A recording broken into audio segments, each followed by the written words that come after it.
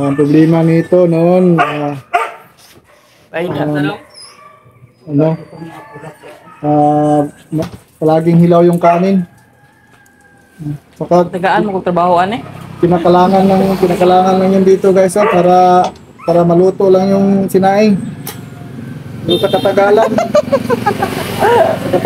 binibigay din yung power niya. Ayaw na mag-power, kaya itis natin ngayon kung anong mga dapat Lingkod gawin mo nito. boy.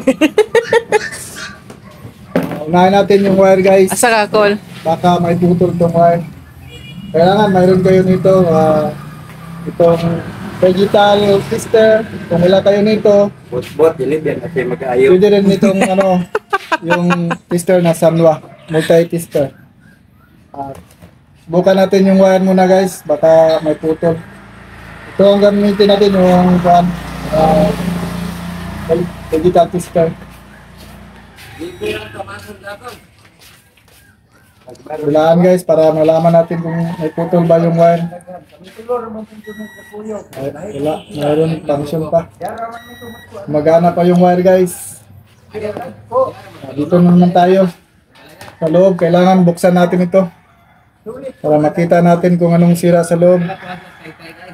Pag walang power guys, sigurado ako yung fuse bibigay na. So, kapag palaging ilaw guys yung sinain nyo, ito talagang may sira. Kapag sinlangan nyo na basa pa yung kaldero niya, dito pumapasok yung tubig, kaya pinakalawang ngayon dito. Buksan natin guys, ito may screw yan para makita natin yung sa loob. Kailangan may ano karoon dyan, kaya meron kayong lungnos. Ito ay mga bata na naligo. Buksan natin guys.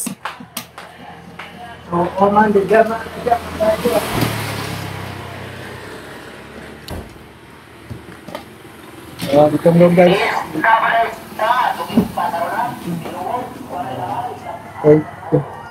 Muga yung ano ya guys, filament.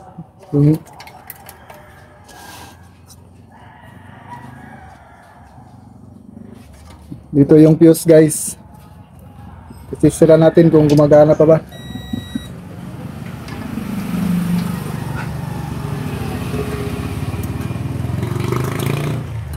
Wala na guys. Pamuna ako ng tipara guys, kaya hindi na ako masyado makakita. Ispira natin ulit guys. Wala na guys, bumibigay na talaga.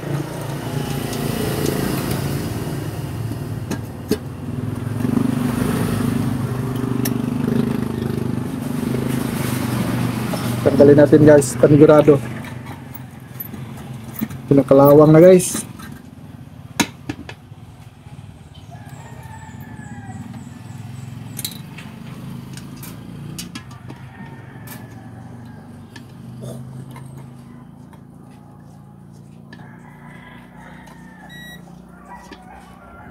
Wala talaga guys, putol na tong thermal fuse niya.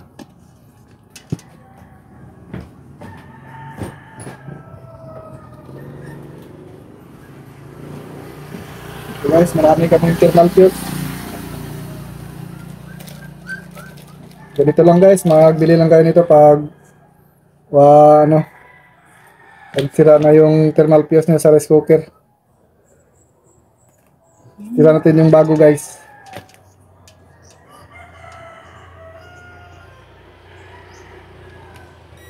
So, meron.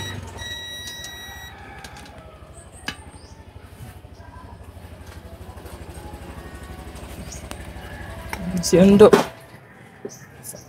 Ito man. Sama. Hello guys, kailangan natin itong tanggalin ito para linisan din natin. Siguraduhin lang natin lahat guys na function lahat yung nasa loob niya. Kasi kung mapapalit lang tayo ng fuse, thermal fuse, at baka pinakalawang na din itong magnetic switch niya dito guys. Babalik lang ninyo, hilaw lang yung sasaing. Ganito lang yung pagtanggal guys, oh. Ito, yung mga clip niya. Ayan guys, sundan lang ito niyo guys. Mahilig din ako mag-DIY.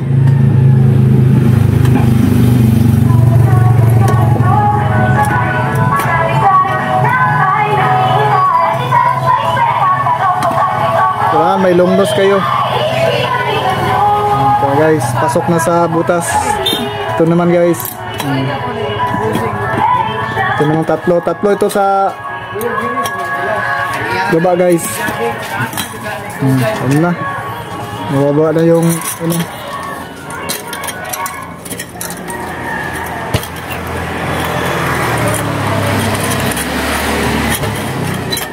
Sangga guys.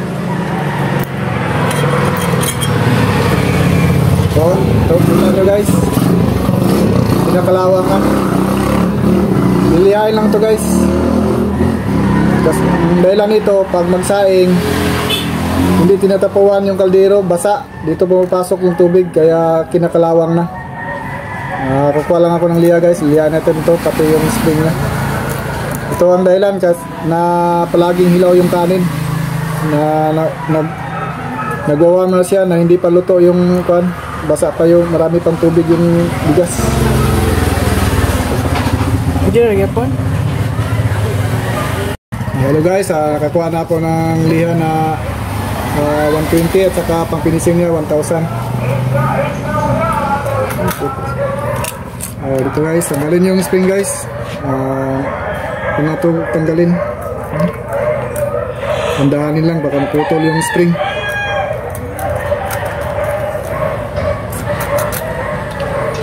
Ito lang guys, lilihain na yun guys. Oh, kita nyo? Pinakalawang na. Sa mga gumagamit ng rice cooker dyan, kailangan trapuan talaga yung kaldero para hindi mo ganito. Bago pa itong rice cooker namin guys. Kami ng kalawang.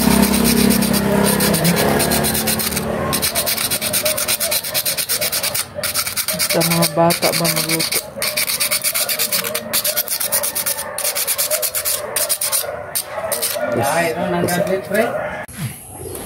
Matapos na ang malinisan guys, so malinis na to yung magnetic switch niya. Tinatawag ito magnetic guys kasi magnet ito. Nakamagnet ito. Yung spring malinis na rin. Ilalagay na natin.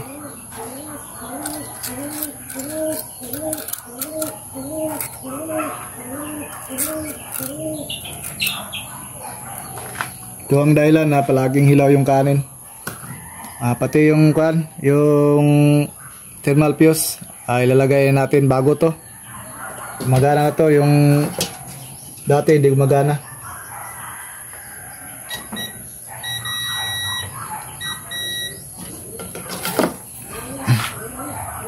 Guys, ibalik lang natin ito guys. Naka-screw lang to.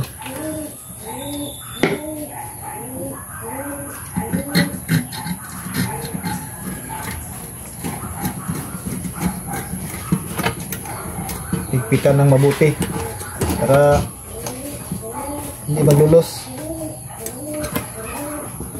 Oh, parang naluga.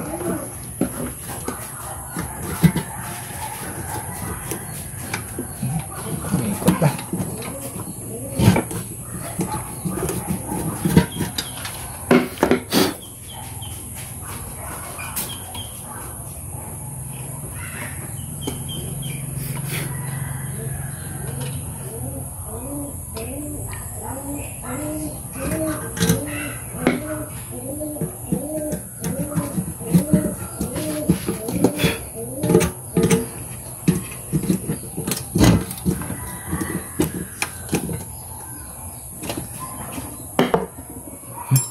Palalagay yung ano guys, yung sinkable tube.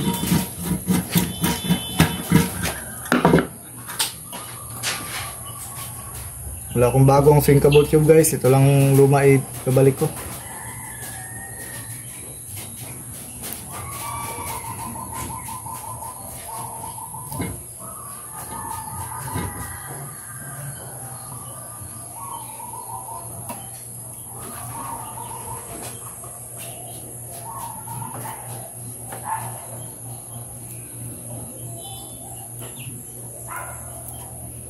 Dipinsa to guys sa init.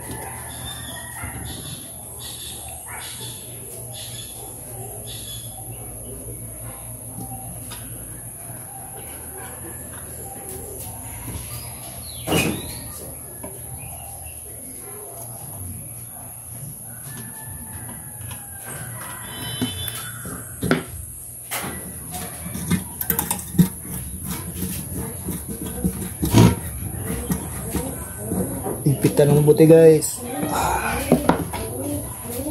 Okay, may balik na. Ito na naman guys, magnetic switch nya. Basta lang mabuti para makapasok. Ayos.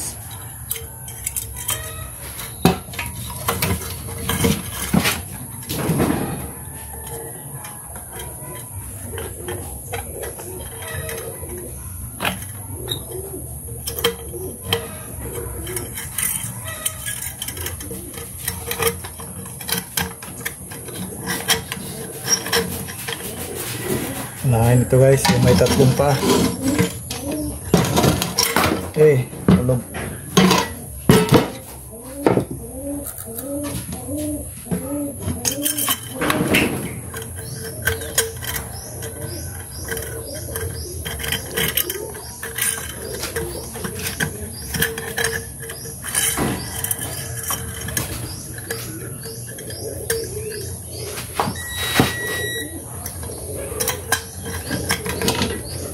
Okay guys, pabuka lang to guys para hindi makawala.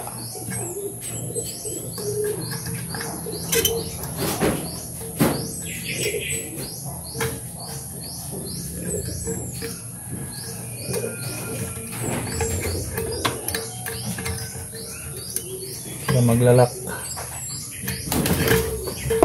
Kalak na guys. Ito naman sa gitna. Yung kalapati namin guys, humingi na ng pagkain. Malapit na Bana.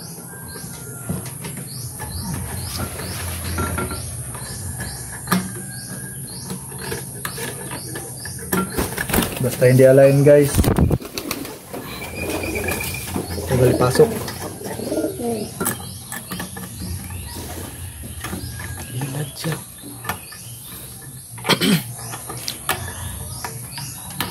Okay, napasok na.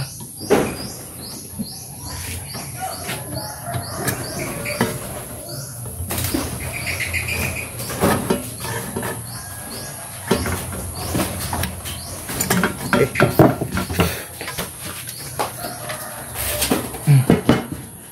Lagay natin itong touch guys.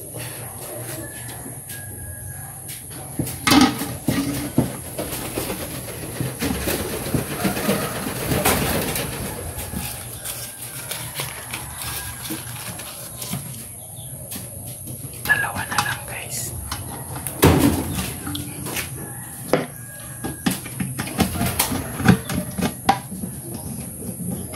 Ayun, mahigpit guys.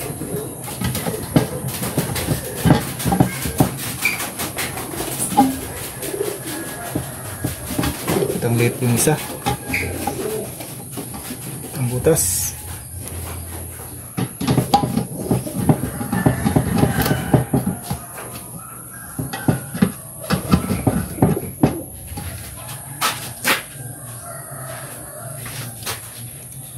Ito yung malaki guys.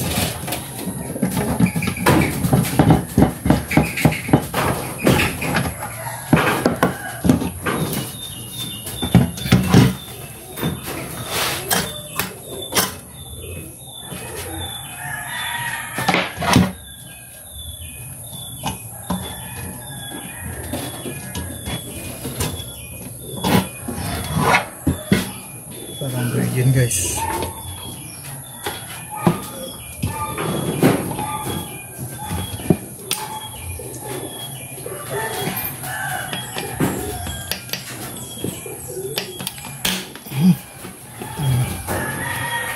Guys. Ayun. Okay. Isaksak natin guys para matestingan na natin kung gumagana ba. Kasi wala itong power. May power na guys. Naka-warm na siya. Then, Ito yung kwan guys sasaing natin para malalaman natin kung may ano ba, makakaluto na ba. May bigas yan. Sasalangan natin.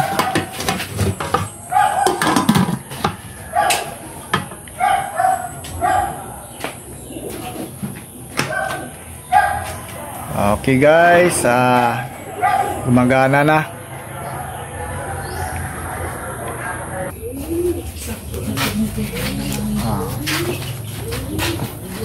Ang init guys. Luto na guys. Pwede nang kunin sa may-ari. Ayos, ganun lang guys. Yung thermal fuse niya, baliktaran lang yun. Kahit saan dulo yun, pwedeng ilagay. Wala yun, protection. Para kung may ano dyan na pisa sa loob, yun na ang mapaputol. Yan guys, may gamit. Yun, tester, screwdriver, long nose. Hanggang dito na lang guys. Sundan niyo lang yun. Matuto rin kayong gumagawa sa mga sarili ninyong rice cooker.